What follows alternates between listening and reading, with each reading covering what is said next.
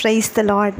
అలసిన వానికి ఊరడించు మాటలు సహోదరు భక్త్ సింగ్ గారి యొక్క పరిచయం నుండి అనుదిన ధ్యానములు. మే 1వ తారీఖు.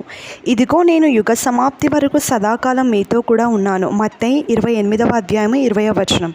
ఎస్తేరు యొక్క మొదటి పేరు హదస్సా అని మనము ఎస్తేరు గ్రంథంలో 2వ అధ్యాయము 7వ వచనంలో చదువుచున్నాము. హదస్సా అనగా సామాన్యమైన గొంజి చెట్టు అని అర్థము. ఎస్తేరు అనగా కాంతివంతముగా ప్రకాశించు నక్షత్రము అని అర్థము.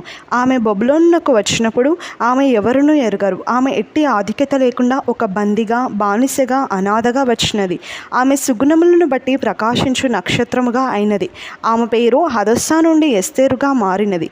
నూతన జీవమును పొందినది. సంతోషకరమైన గృహం యొక్క దైవిక రహస్యం ఇందులో మనకు కనబడుచున్నది.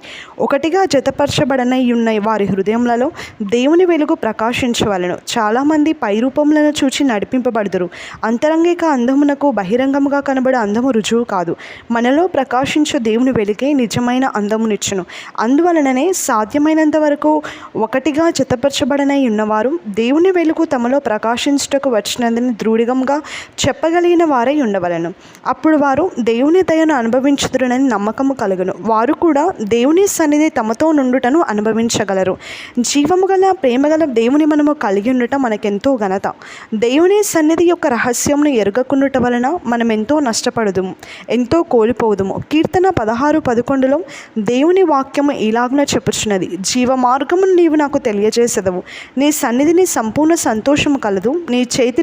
నీ కుడి చేతిలో నిత్యము సుఖములు కలవు. సంపూర్ణమైన నిజమైన సంతోషమును దేవుని సన్నిధిలో మాత్రమే మనం పొందగలము.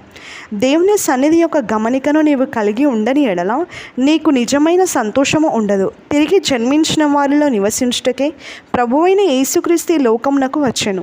అందునిమిత్తమే ఆయన తిరిగి లేచెను. ఆయన మరణించి తిరిగి లేచునని ప్రవచింపబడినది. జీవము గల పరిశుద్ధమైన ప్రేమగల సర్వశక్తిగల దేవుడు మనలో మన మధ్య నివసించుటను వచ్చి ఉన్నాడు. ఆ అనుభవమే ప్రతి శోధన మీద మనకు జయమిచ్చును. దేవుడు తమతో నివసింపవలనని కోరువారు తమ పాపంలో క్షమింపబడిన అనుభవము కలవారై ఉండవలను. హృదయమును పరిశుద్ధపరచబడి ఉండవలను. అందువలననే ప్రభువు తన రక్తము కాచి మరణించెను. జీవము గల పరిశుద్ధ దేవుడు మనలో నివసించుటకు ఇష్టపడుచున్నాడు. ఇది మనకెట్లు కలుగును తెలియను. ఎల్లప్పుడూ దేవుని సన్నిధి అనుభవించడం ద్వారా తెలియను. అనారోగ్యమందు, ఆరోగ్యమందు, పేదరికమందు, సంపన్న స్థితి అందు, శత్రువుల మధ్యలో, స్నేహితుల మధ్యలో, ఇంటికి దూరముగా ఉన్నను, ఇంటిలో ఉన్నను, యవనమందైనను, వృద్ధాపమందైనను, యుద్ధమైనను, కరువైనను, భూకంపమైనను, కొదువైనను ఆయన సన్నిధిని నీవు అనుభవించగలవు. ఇది ఎట్టి అనుభవంగా దేవుని పిల్లలకు సంతోషంనిచ్చే అనుభవము. గొప్ప దేవుడు, సర్వశక్తిగల దేవుడు మనలో నివసించుటకు వచ్చాను.